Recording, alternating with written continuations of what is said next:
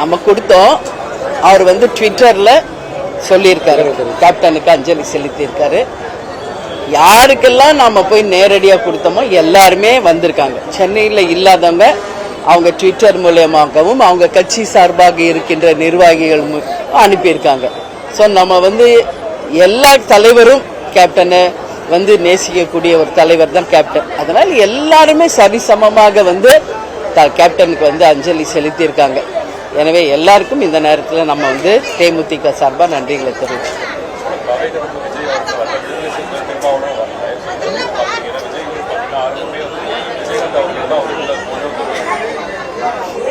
நாங்கள் வந்து எல்லாருக்கும் சமமாக பத்திரிகை கொடுத்துட்டோம். நேற்று நம்ம எல்லாரும் பார்த்தோம், விஜய் மலேசியாவுக்கு போயிருக்காரு ஆடியோ லான்ச்சுக்காக. ஸோ மேபி அங்கே இருக்காரா வந்தாரா தெரியாது. ஈவன் அவங்க வந்து ட்விட்டரில் சொல்லியிருக்காங்க கேப்டனுக்கு புகழஞ்சலி செலுத்தியிருக்காங்க. ஸோ திருமாவளவனான வந்து இன்னைக்கு ஊரில் இல்லை, எங்கேயோ வெளியே போயிருக்கிறதா அவங்க வந்து பேசியிருக்காங்க. அதனால ஒருத்தர் வரல அப்படின்றதுனால மட்டும் நம்ம வந்து அவங்க மேலே தப்பாக எடுத்துக்க கூடாது. ஒரு சூழ்நிலை, அவங்க வந்து ஊரில் இருக்கலாம், இல்லாமல் போகலாம், பல்வேறு சூழ்நிலைகள் இருக்கு. இன்னைக்கு ஆக்சுவலி சிஎம் அண்ணன் ஸ்டாலின் அவர்களே வர வேண்டியது. நேற்று வந்து கள்ளக்குறிச்சிக்கெல்லாம் போயிட்டு வந்ததுனால அவருக்கு உடல்நிலை சரியில்லை என்று உதயநிதி சொன்னார். அதனால தான் அப்பா வர முடியல. நான் வந்தேன், எனக்குமே உடம்பு சரியில்லை, இருந்தாலும் நேராக வந்து அஞ்சலி செலுத்தணும் தான் வந்தேன்னு சொன்னார். அதனால ஒவ்வொருத்தருடைய சூழ்நிலை தான், யாரும் வரக்கூடாதுன்னு யாருக்கு நிச்சயம் இருக்காது. ஏன்னா கேப்டன் வந்து எல்லாராலையும் நேசிக்கப்பட்டவர். அதுக்காக தான் அதை சொல்றேன்.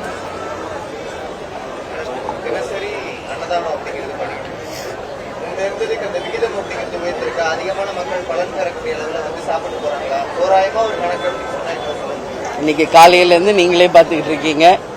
இன்னைக்கு மோர் தென் ஒரு 30,000 to 40,000 பீப்புளுக்கு இப்போ வரைக்கும் நம்ம கொடுத்துக்கிட்டு தான் இருக்கோம். இது இன்னைக்கு மட்டும் கிடையாது, டெய்லி நம்ம அது பண்ணிக்கிட்டு தான் இருக்கோம், உங்களுக்கே தெரியும். ஸோ வீக் டேஸில் நம்ம பார்த்தோம்னா 2,000லேருந்து 3,000, வீக் எண்டில் ஃப்ரைடே சாட்டர்டே சண்டே எல்லாம் 5,000 to 7,000 டெய்லி வந்துகிட்டு இருக்காங்க. ஒரு நாள் கூட தவறாமல் கேப்டனுடைய கனவு திட்டமான அந்த அன்னதானத்தை தேசிய முற்போக்கு திராவிட கழகத்தின் சார்பாக நம்ம தொடர்ந்து தந்துகிட்டு இருக்கோம், இனியும் தருவோம். அது மட்டும் இல்லாமல் கேப்டன் பிறந்த நாளுக்கு தலைவர் அவர்கள் செய்த உதவிகள், பல்வேறு விதமான உதவிகள், அதாவது எல்லா வகையும், அதாவது தொழில் செய்கிறவங்களுக்கு கல்வி உதவி, திருமண உதவி, மருத்துவ உதவி, அது மட்டும் இல்லாம யாருக்கெல்லாம் வந்து என்னெல்லாம் உதவி அவங்க வந்து கேட்டிருக்காங்களோ மனு கொடுக்குறாங்க. எவ்ரிடே நீங்க பாக்குறீங்க, அந்த மனுக்களை எல்லாம் பரிசீலனை செஞ்சு அந்த மனுக்களின் பிரகாரம் நம்ம கொடுத்துட்டு இருக்கோம். அதுவும் இனியும் தொடரும். நாட் ஓன்லி அன்னதானம், அது மட்டும் இல்லாம பல்வேறு விதமான உதவிகளை நம்ம செய்துக்கிட்டு தான் இருக்கோம்.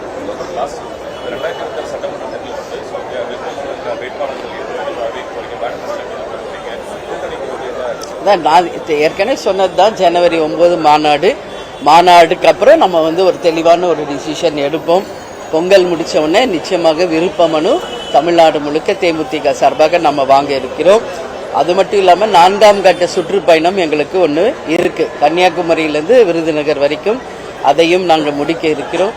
அதுக்குள் நிச்சயம் நல்ல கூட்டணி அமைத்து தமிழ்நாட்டுக்கும் தமிழக மக்களுக்கும் நல்லது நடக்கின்ற ஒரு நல்ல கூட்டணி அமைப்போம்.